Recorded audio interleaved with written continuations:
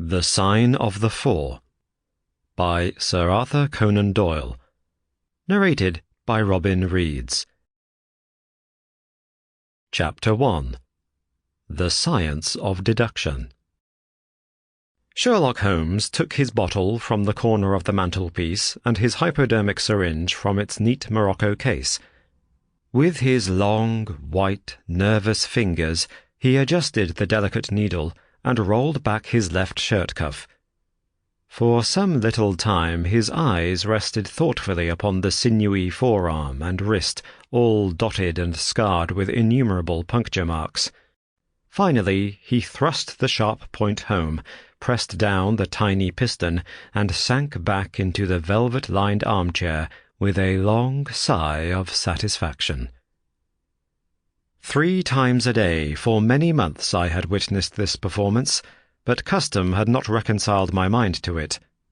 On the contrary, from day to day I had become more irritable at the sight, and my conscience swelled nightly within me at the thought that I had lacked the courage to protest.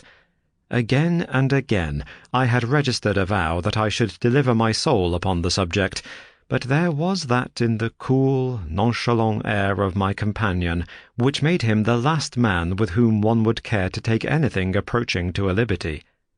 His great powers, his masterly manner, and the experience which I had had of his many extraordinary qualities all made me diffident and backward in crossing him.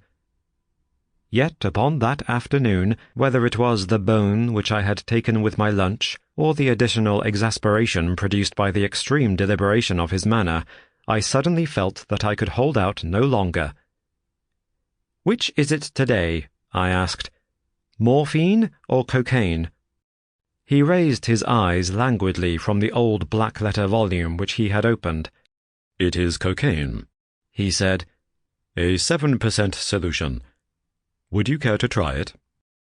"No, indeed," I answered brusquely. "My constitution has not got over the Afghan campaign yet. I cannot afford to throw any extra strain upon it." He smiled at my vehemence.